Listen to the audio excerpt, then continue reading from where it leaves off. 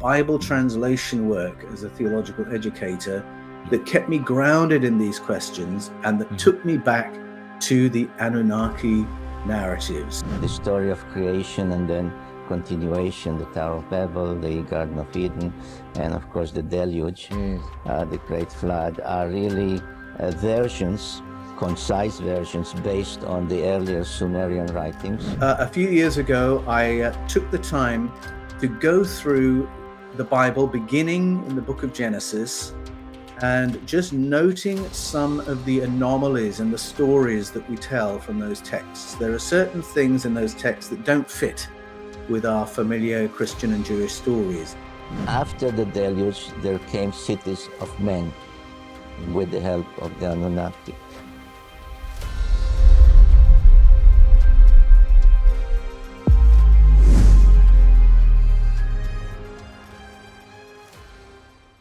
As part of my research for the Eden series, I have been out in Turkey. I was invited by our mutual friend Matt LaCroix to be part of the scouting team for his forthcoming movie on Lost Ionis. And I was part of the scouting team exploring certain archaeological sites which are just now beginning to be re-excavated. They were discovered about 50 years ago. And what was found 50 years ago raised some very interesting questions about human timelines. And then certain symbology was found carved into basalt. What did that mean? So we were out there looking at that. And Matt's really pursuing the question of how this informs the question of timelines for humanity, the emergence of humanity. My focus is very much in narrative traditions. So my focus has been on the symbols that have been found there. What stories did they tell? Did they give an account of human history that differs to what you and I may have learned in school? And I found, yes, it certainly does. And the stories that they tell in what was ancient Armenia correlate with ancestral narratives from all around the world, pointing back to a time when humanity was rebooted with assistance from another civilization. Wow, amazing. This is amazing information. And what I'd like to do before we dig deep into the topic tonight about the origins of religion and talk a little bit about our upcoming workshop that we're going to be doing together in just a few short weeks, can you please give a brief biography to the people as to where you came from, who you are, what your career was, and where you are now? For sure. Well, people today know me as the paleo-contact guy, and all the books in the Eden series and many of our documentaries on the fifth kind are about paleo-contact. And that's the theory that our ancestors in the deep past had contact with other civilizations, by which I mean extraterrestrial civilizations. And my route into this area of study surprises people because my background is in church ministry. I was for 33 years in church-based ministry. I worked as a church doctor, a church planter, a theological educator, and an archdeacon for the Anglican Church in Australia. And these are all really interesting positions. The theological educator was fascinating because I was training pastors, and I was training them in particular in how to interpret ancient texts, the principles of hermeneutics. And it was those disciplines that when I applied them to certain anomalies in the Bible, I realized, oh, hang on, there are some other stories in the Bible lying beneath the surface. And when we identify those narratives and where they came from, that was really the red pill that opened me up to the whole world of paleo-contact. But my other work as a church doctor involved me in community healing and going into situations where there were aspects of the story that were pastoral, aspects that were political, and then other aspects that strongly suggested we were up against kinds of entity that we don't usually talk about in mainstream religion. Things that are explained by more ancient narratives, the Gnostic narratives talking about archons, suddenly gave an explanation for what we were doing in our community healing work when we were getting into entity removal. And so that really expanded my worldview, because I didn't have much space for that as a young evangelical believer. But that work forced me to engage with the fact there's more going on than we generally talk about in mainstream conversation. Yeah, amazing. So everyone who's listening out there, we're talking to a person that was deep in the church for many years. How long were you in the church for? So 33 years in church-based ministry, and an archdeacon, by the way, in the Anglican Church. That's one down from a bishop. So it's very unusual for a senior church person to step forward and say, wait a minute, everyone, I think we're missing a whole load of content in the Bible. I think it has to do with ancient ET contact.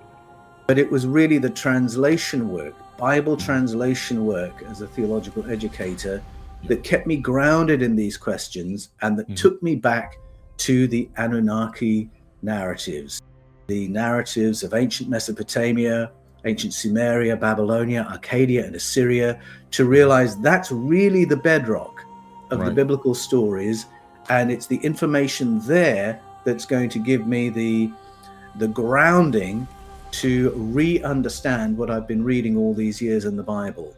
It is clear, not just to me, to all scholars, that the story of creation and then continuation, the Tower of Babel, the Garden of Eden, and of course the deluge, the Great Flood, are really versions, concise versions based on the earlier Sumerian writings.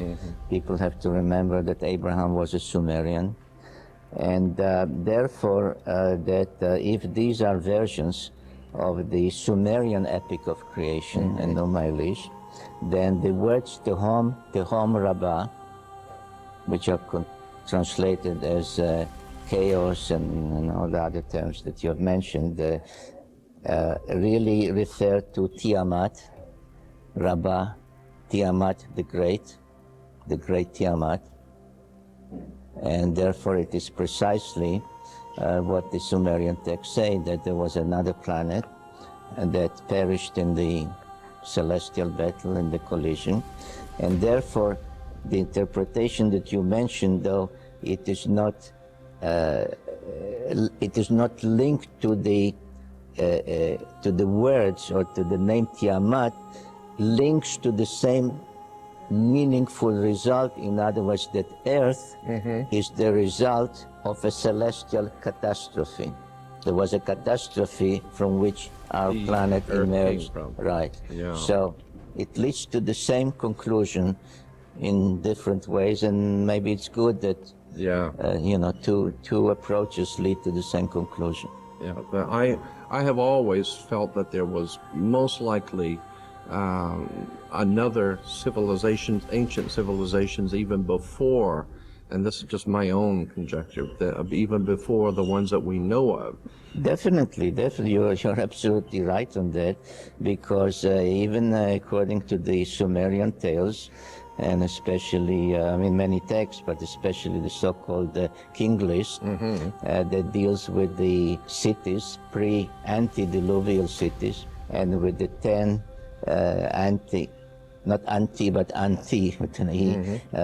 preceding the deluge, 10 rulers, which some compare to the 10 patriarchs in the Bible before the deluge. And there were cities, there was a civilization. The Assyrian king, Ashurbanipal, boasted that he could read tablets from before the flood. So all the indications are that they recognized, referred to, and accepted this fact that there was a civilization, but a civilization of the gods, because those cities, pre-diluvial, are spoken of as cities of the gods. Right. After the deluge, there came cities of men with the help of the Anunnaki. So there was a time of let's call it a divine civilization, divine culture. As you, I'm sure, know, in the Egyptian beliefs, the priest Manetho, who paralleled the Chaldean Berosus, they lived more or less at the same time, and the heirs of Alexander in what became eventually Byzantine hired a Babylonian priest to write the history of the world of mankind based on the Mesopotamian, and the Ptolemies in Egypt hired the Egyptian priest Manetho to do the same. But the versions are very similar. Both, by the way, spoke of a series of calamities that preceded the deluge. It's not clear at what intervals. Calamities that would have preceded the deluge. Yeah, the deluge was just one of them, the most remembered one, right? According to Berosus, indeed, they were alternating. There were calamities by heat and fire, and then there were calamities by water and cold, etc. And Manetho also spoke about dynasties of the gods, Very interesting. which is the Sumerian gods, because I show in my books that they were one and the same, and that if you ask yourself what do the names mean, you see that the names meant the same, except this was in ancient Egyptian, this was in Sumerian, or later Babylonian, Akkadian. And then he said there was a period, according to Manetho, of almost 3,600 years of demigods, which meant offspring of the Anunnaki, like the sons of gods in the Bible says married the daughters of men and had children by them, and these would be called demigods. Right. And then only began the human civilization with the pharaohs around 3,100 BC. So what you are stating very succinctly is really can be supported and expanded by all these records from the past, some available more or less complete, many just in fragments. Well, you know, about 20 years ago, I talked with the president of the American Rabbinical Association, who was a good friend of mine, and we used to carry on long conversations over the phone. And I asked him about in Genesis 9, I believe it is, where this is after the flood of Noah's day, God says to Noah to go forth with his sons and daughters, sons and wives, and go forth and multiply and replenish the earth. Re obviously mean do again. Right. And yes, that's understood. It was to, and obviously to redo the earth because God had destroyed so much of the life. But then again, if you go back, as I said to him, if you go back to Genesis 1, I believe it's 28, where God creates Adam and Eve, and he's telling the original couple to go forth, reproduce, and replenish the earth. Do it again. No, the word again does not appear there. It says, Pru Rvu Mal'u et haaretz.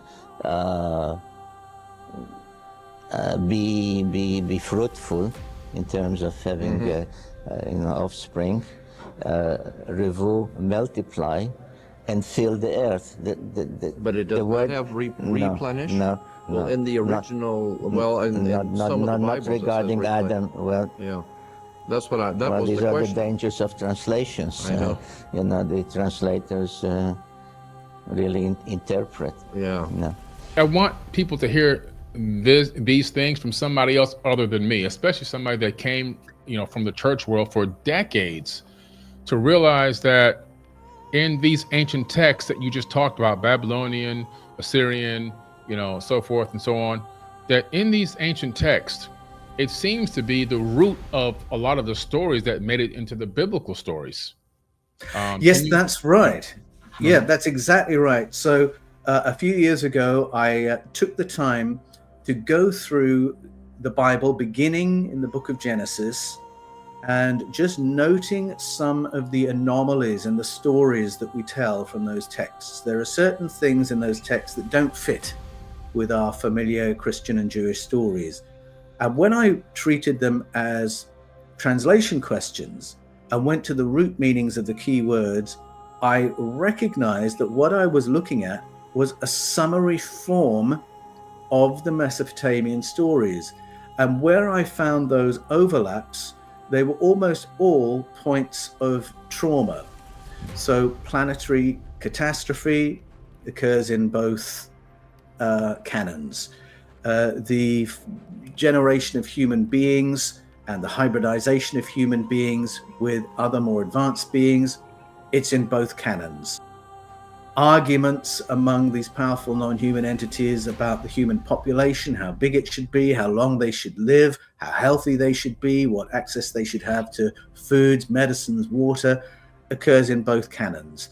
Conflicts among the colonizing non-humans, both canons.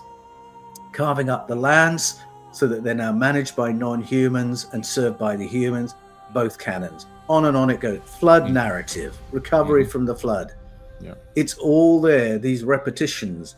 And when I saw the repetitions, it was easy for me to see which telling of the story had come first, and to see that the biblical was a summary of the earlier, and that the earlier was a story of a multiplicity of beings interacting with humanity, and it had been boiled down into what now looks like a God story. Yeah. And as I looked at these traumas that seem to be recalled by both canons, I realized those same traumas are reported by other cultures all around the world that have nothing to do with the Middle East, nothing to do with ancient Mesopotamia or Proto-Hebrew literature. You can go to the Yucatan Peninsula, you can go to the Nordic countries, you can go into Africa, into Greece, into India, and the same traumas are described. Different names of characters, different metaphors told, but the same events are being recalled. And that was the white rabbit that got me into the whole territory of paleo-contact. Yeah, absolutely.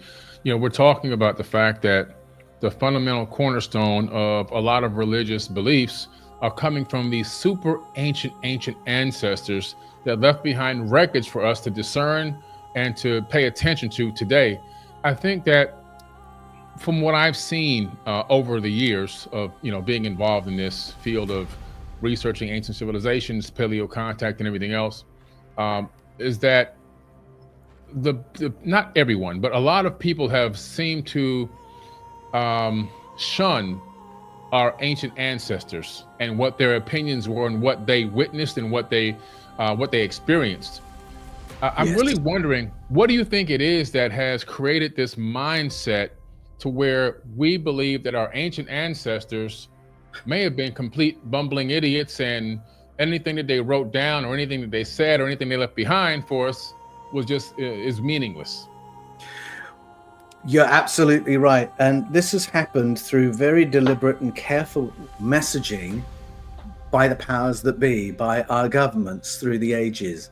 And a classic example of this can be found in the story of the Bible itself.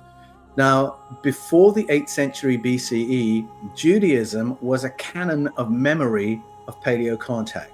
The Hebrew stories were full of stories of diverse entities who came, some to help us and nurture us, some to conquer, colonize, and exploit us as a working class. All those stories were washing around in the Hebrew stories until a king came along called Hezekiah, and he worshipped a being called Yahweh. And he was one of these beings, one of the Elohim, as the Bible calls them. And he had a high priest, a Yahwist high priest, Hilkiah, who I think sidled along to him one day, and I'm boiling down a complex story, but to make it relatable, he came along and said, "Sire, don't you think it would be good if everyone in your kingdom worshipped your God instead of their own gods? Because if they worship their own gods, they have their own beliefs, they have their own priesthoods, they have their own ideas, authorities, news agencies. You're not really governing them, are you? But if it's all the same God and your high priest, then we're pulling the kingdom together. You're quite right," says Hezekiah. "They should all worship my God." And so there was a very deliberate effort to get rid of all these other cults and sects. And what that meant was to disband priesthoods that his own ancestors had set up.